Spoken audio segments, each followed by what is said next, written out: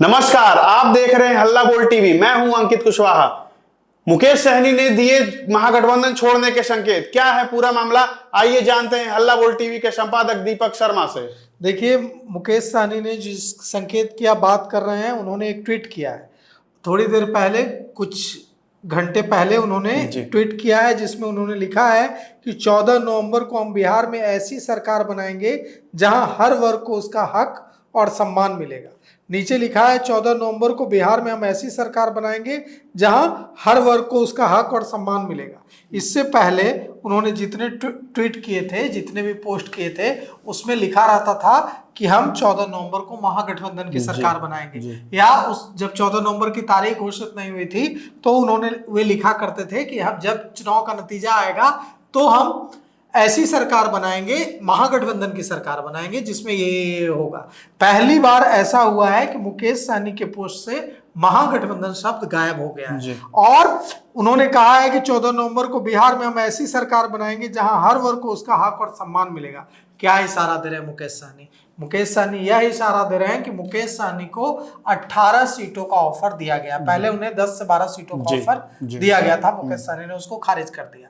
फिर उनको 18 सीटों का ऑफर दिया गया, लेकिन मुकेश सहनी, वीआईपी सुप्रीमो मुकेश सहनी 18 सीटों पर भी नहीं मान रहे हैं। वे कह रहे हैं कि नहीं, हमें कम से कम 25 सीटें चाहिए और 25 सीटों से कम पर वीआईपी विकासशील इंसान पार्टी नहीं मानेगी। अब मुकेश सहनी को मनाने की तमाम कोशिशें विफल हो रही हैं। सबसे हैरान करने वाली बात यह है कि मुकेश सहनी को दीपांकर भट्टाचार्य, सीपीआई-एमएल माले के राष्ट्रीय महासचिव दीपांकर भट्टाचार्य का समर्थन मिल गया।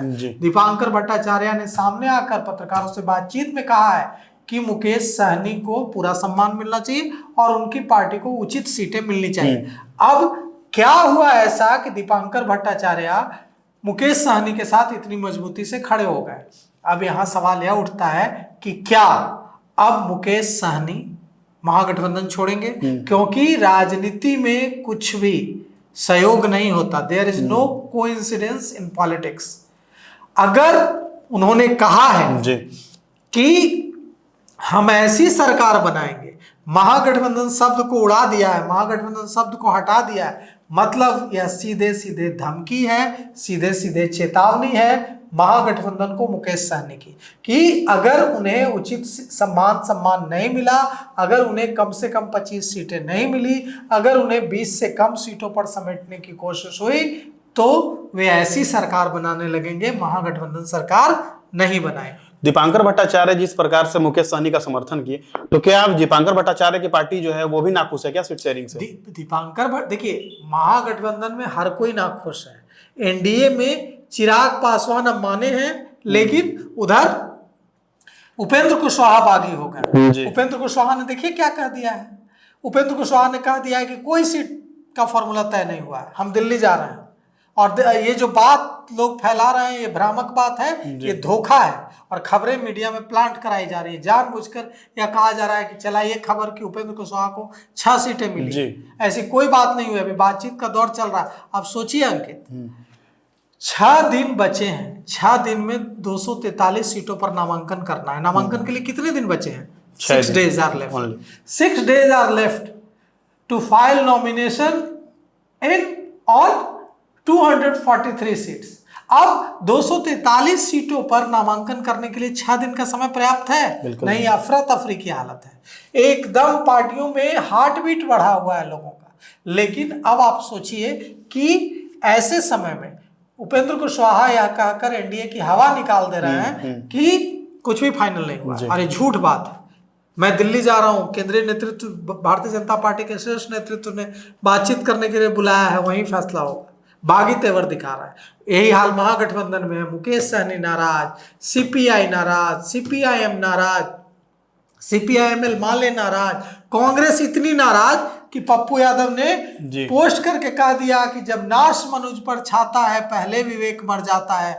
इतना पप्पू यादव अपने से थोड़ा ही कह रहा है, कांग्रेस ने कहने को कहा है तब कह रहे हैं। उन्होंने यहां तक कह दिया, अभी तक क्यों नहीं कह रहे थे, आज ही क्यों कह रहे हैं? जब उन्हें पता चला कि कांग्रेस टाइट हो रही है तो उन्होंने यहां तक कह दिया है कि राहुल गांधी के रहते कोई कांग्रेस के मान सम्मान से खिलवाड़ नहीं कर सकता है। उन्होंने यहाँ तक कह दिया कि कभी राष्ट्रीय जनता दल मास की पार्टी हुआ करती थी, अब राष्ट्रीय जनता दल टेक्निकल पार्टी तो कांग्रेस 58 सीटों पे नहीं मान रही है नहीं क्या? मान रही है। कांग्रेस उन सीटों पर नहीं मान रही जो सीटें उन्हें दी जा रही है। ओके। कांग्रेस का जोर 58 सीटों पर नहीं और 60 सीटों पर नहीं है। कांग्रेस का जोर चुनिंदा सीटों पर है। जिताओ सीटें। बछवाड़ा सीट नहीं मिल रही है कांग्रेस को। कांग्रेस को जो जो सीटें चाहिए वो सीटें नहीं मिल रही हैं। कई सारी सीटों कांग्रेस की सीटों पर दावा ठोक दिया है। आज मुझे कांग्रेस के एक वरिष्ठ नेता ने, बड़े नेता ने, सुबह सुबह मैं उन्हीं के फोन कॉल से जगा। उन्होंने मुझे फोन किया सुबह के 7:30 बजे और मैंने मैं नींद में था, उठाया फोन, लेकिन उनकी बातें, उन्होंने ऐसी बात बताई कि मेरी नींद उड़ गई। उन्होंने मुझे बताया कि कांग्रेस की सिटिंग सीटों पर तेजस्वी यादव दावा ठोक रहा है। अब ये कैसे चलेगा? माले की सीटिंग सीटों पर तेजस्वी यादव दावा ठोक रहे हैं, सीपीआई सीपीएम की सीटिंग सीटों पर तेजस्वी यादव दावा ठोक रहे हैं और मुकेश सहनी को लेकर थोड़ा ज्यादा ही सॉफ्ट हो रहा है। ये नहीं चलेगा। तो कुल मिलाकर के मुकेश सहनी ने अपने पोस्टर से महागठबंधन शब्द को गायब करके महागठबंधन को कड़ी चेतावनी दे दी है। तो आपने सुना, आप क्या सोचते हैं अपनी राय कमेंट बॉक्स में जरूर दें। आगे की खबरों के लिए बने रहें हल्ला बोल टीवी के साथ। शुक्रिया।